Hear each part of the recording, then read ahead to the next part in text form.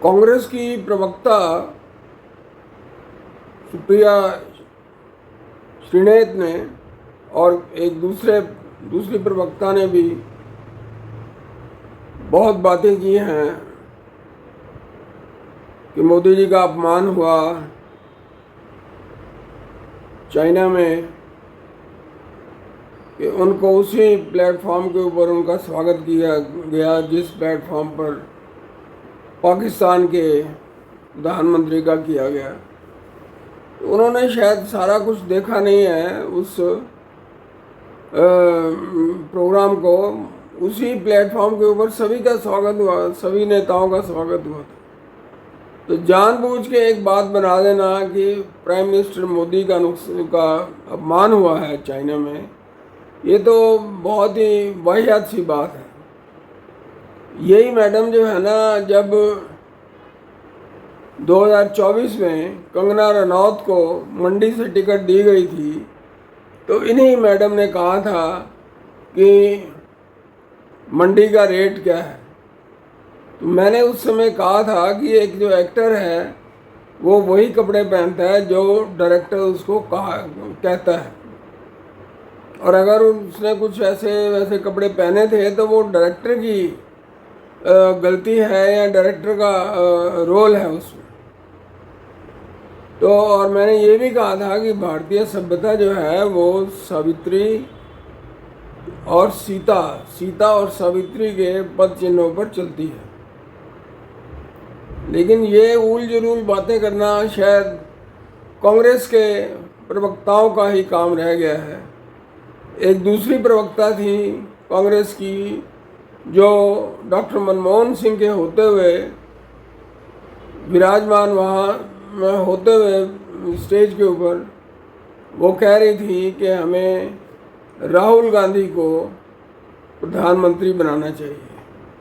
इतना बड़ा अपमान, इतनी बड़ी अनुशासनहीनता ये केवल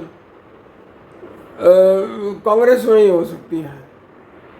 जब डॉक्टर मनमोहन सिंह प्रधानमंत्री बने थे और लाल किले से उन्होंने झंडा फहराया था, तो मैंने उस समय एक आर्टिकल लिखा था जो BL शर्मा प्रेम जी की अखबार अभय भारत में छपा था।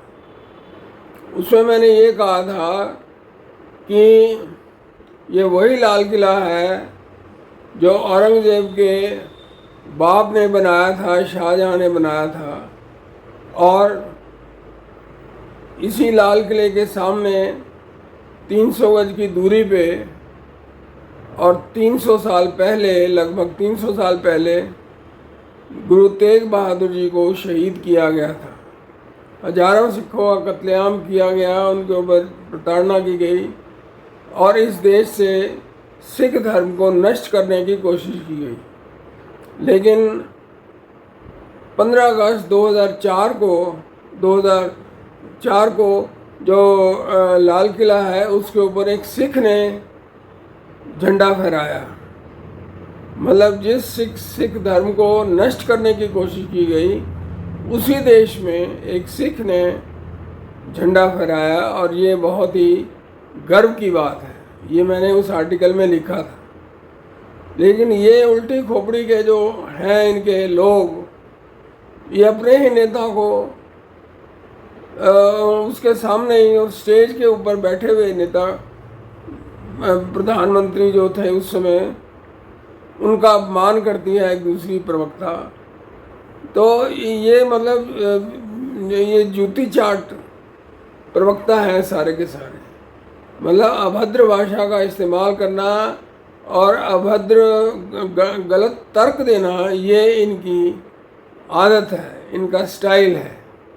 तो इसलिए ये चाहिए कि इन प्रवक्ताओं के ऊपर कोई ना कोई एक्शन होना चाहिए, क्योंकि कोई भी मुंह उठा के आ जाता है और उल्टी सीधी बात बोलना शुरू कर देता है। जिस बात में कोई तर्क नहीं है, जिस बात में कोई वजन नहीं है, उसी बात को इन्होंने करना है सिर्फ इसलिए कि वो राहुल गांधी की खुशामद करना चाहते हैं। ऐसे लगता है जैसे सारे देश में और तो कोई युवा है ही नहीं जो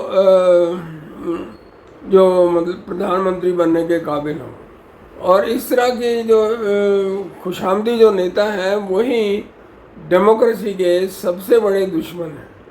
कोई कहता है कि 15 मिनट और मिल जाए और पुलिस हट जाए तो हम ये कर देंगे वो कर देंगे, 800 साल हमने राज किया लेकिन 15 मिनट कम पड़ गए, 15 मिनट और मिल जाए तो बस ये हो जाएगा वो हो जाएगा। इस तरह की बातें करने वालों को टिकट भी मिल जाती है और वोट भी मिल जाते हैं। ये भारत का दुर्भाग्य है। लोगों को सोचना चाहिए वोट देने से पहले कि इस तरह के लोगों को अगर वो चुनेंगे तो उनके आगे आने वाले दिन जो है वो बुरे ही होंगे। इसलिए बिहार इलेक्शन में कांग्रेस और आरजेडी को हराना अत्यंत आवश्यक है। धन्यवाद।